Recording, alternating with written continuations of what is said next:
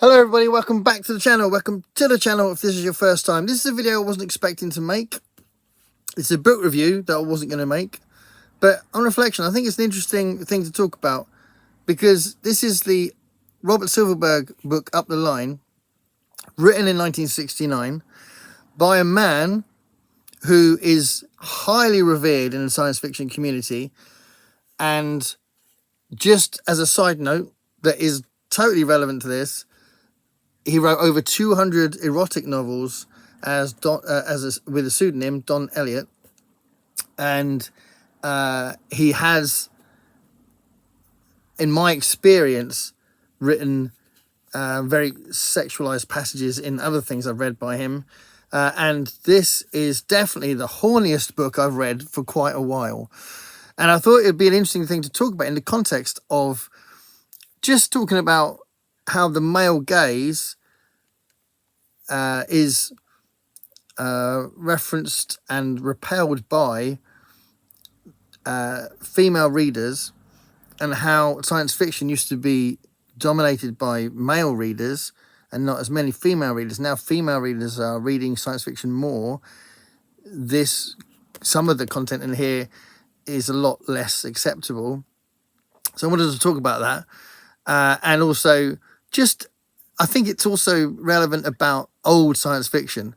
So this is 1969. So the 60s did bring about, the new wave did bring about sexual content in science fiction stories.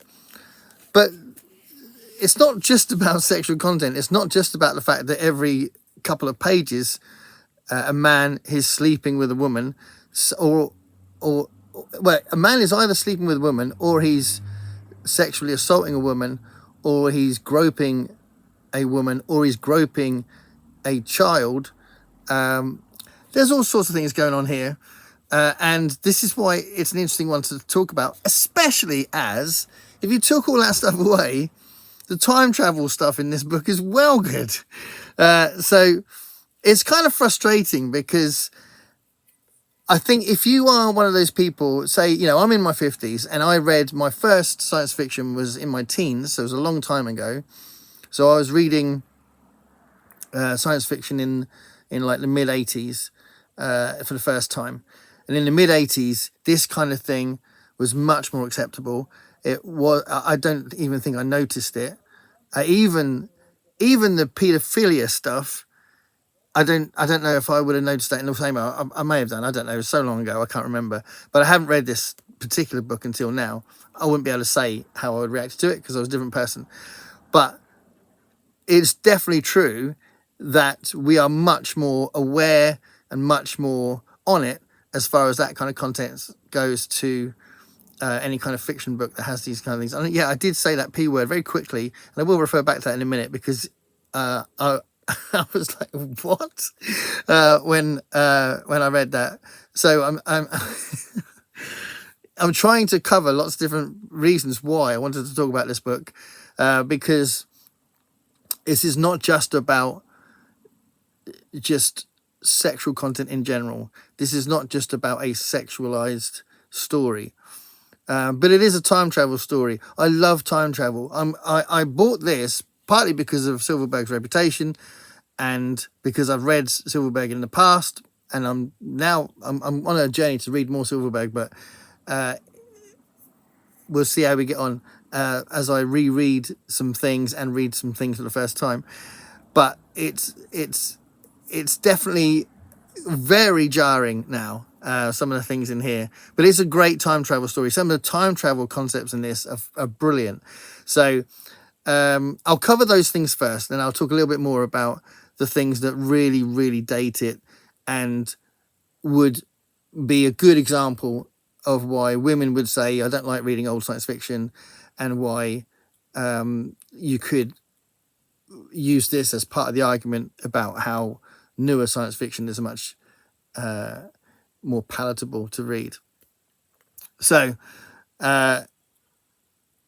this guy. So this almost won a Hugo Award, and it lost to Ursula K. Le Guin's Left Hand of Darkness, which I think is an amazing fact, considering The Left Hand of Darkness is still revered as a very progressive and forward-thinking book that tackles gender and sexuality and sexual practices, and it's got a really interesting take on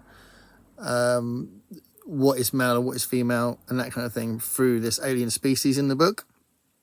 And it's, you know, it's seen as very forward thinking now, really. And this is like not really doing, it's not really, that's not what this is about. It's not what it's trying to do. This is a fun romp using time travel as its plot device.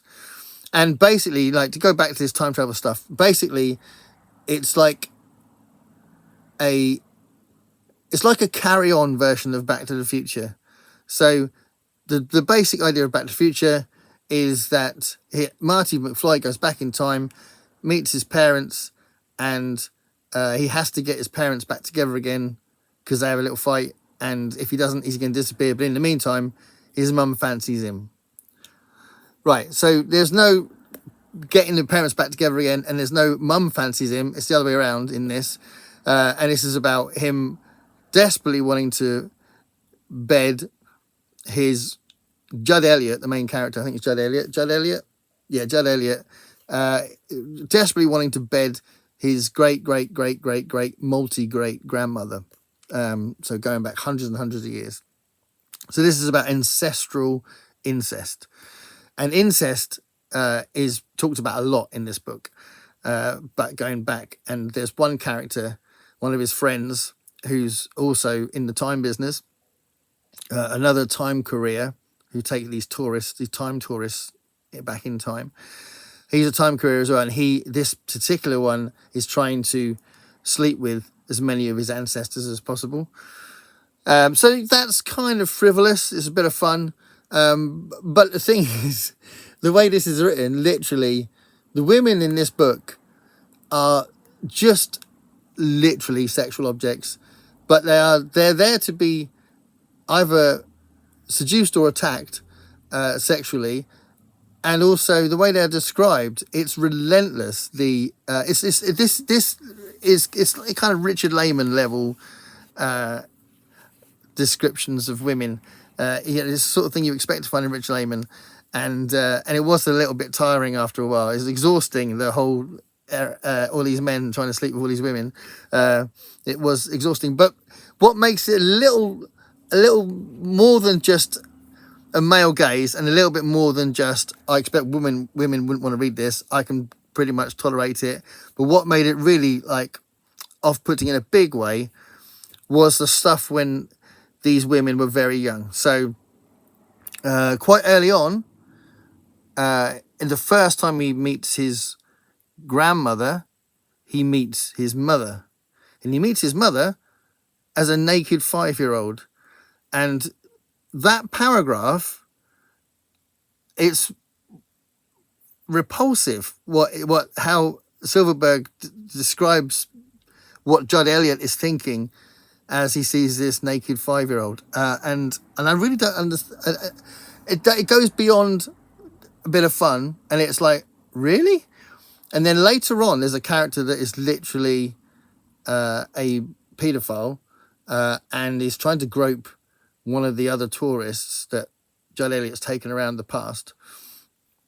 And this young girl's father says, I don't mind, maybe it'll do us some good. What? So, you know, but because there's so much sexual activity and there's so much really going on, and so much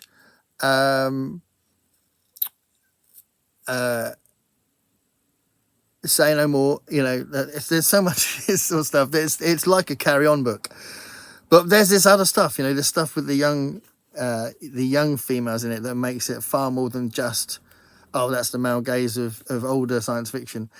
So yeah, I do think it's a really good example of why a lot of modern readers would balk at this sort of thing and just go, well, no, that's just out of order. And why women especially were like, why are male writers writing like this? What's this about? So I do think it's a real thing. you know, when you read something like this, you think, actually, this is a real thing. Because sometimes you do, or I personally, and I'm looking at it from a male lens, so I don't always spot these things, and I don't always bulk at it. If I do spot it, I just think, oh yeah, whatever, and I'll move on. But I do notice it a lot in Richard Laymon stuff, and this was like Richard Laymon, but science fiction version of Richard Laymon. But what's so disappointing is that the time travel stuff in this is brilliant. So they got a really good concept of the cumulative paradox, which is a great idea where, because they're taking these tourists back in time all the time and showing them these big events, like speeches from Christ and stuff like that, if they keep doing it to these different tourists, there's going to be thousands of people watching the same event, and that's clearly not going to be real, and it's just going to be distorting the actual real event. So that's a great idea. And there's a brilliant thing that gets played around with the duplication of yourself, which is a nice reference to Back to the Future, which does that brilliantly as well in part 2. I love Back to the Future part 2 when there's about 3 different Marty McFlys running around. And that happens in this as well. And that's the paradox of transit displacement. That's what that's about. And that becomes a plot point. It's done really well at the end. And I'm glad I've finished the book to know how that ends. And it's a nice conclusion to the plot. But oh my God, I was exhausted by the relentless and very aggressive male gaze, especially when it was teetering into paedophilia, which is just extremely abhorrent. So yeah, I do think that when people want to defend this kind of thing, they have to take it seriously, that some people just won't want to read that kind of thing now. And this is not because they're snowflakes or something. This is because it wouldn't be pleasant to read that kind of thing. And it wouldn't be, hearing the father of a young girl saying maybe that'll do us some good, that's disgusting. So there's no irony in how he wrote it. I don't know how you could put irony in that anyway, but there isn't in that. And the whole attitude in this book of all of the characters is really extremely frivolous in a way that dates it. Really dates it. There's also a really bizarre first few chapters with some racial content that I found difficult as well, and it moved away from that. So it was like, okay, fine. And then it came back in a very small way later on. But again, that also alienated me from the book. So, I can usually read stuff that's dated, but I do think when you do read this stuff and when it is blatantly very dated, I think people have to accept the fact that some people now would prefer to read something that's not dated. And if you are after some time travel shenanigans that don't feature that kind of language, don't feature that kind of dodgy sexual stuff, especially against young girls, which I think is the most offensive things in there, then I would recommend the Chronicles of St. Mary's. It reminds me, when you see something like this book, it reminds you that there are some good stuff out there that doesn't alienate you every few pages and doesn't make you go, oh, what again? And these books, they may be seen as YA because the main character is young, and there's there's definitely a female lens from the writer's point of view, but also from the main character Max. So it wouldn't be for everybody, but I really like that series, and I think it's a lot of fun. It does delve into history in the same way that this does. So this book concentrates on the Crusades and concentrates on the Byzantinian history, which is interesting. I think Robert Silverberg probably did a lot of research, historical research, for the content of that. But you do get a lot of historical stuff in the Chronicles of St. Mary's, and I just think it's a lot more fun to read. You don't keep getting pounded by this sexual content. And I do think that the time patrol that's in here, there's a time police thing going on in those Chronicles of St. Mary's books. There's a lot of time travel stuff out there, and I don't think something as dated as this has to be revered as much just simply because it was old and that the author's really revered. So heavily disappointed, but it compelled me to do a video because some of it's pretty strong, and it definitely got in the way of my enjoyment. But it's such a shame because the time travel stuff in there is really, really good and interesting, and when that sexual stuff's taken out, which is not very often, it's a lot of fun. So there we are, Robert Silverberg up the line. A bit of an adventure for me reading that. Thanks for watching. Stay curious.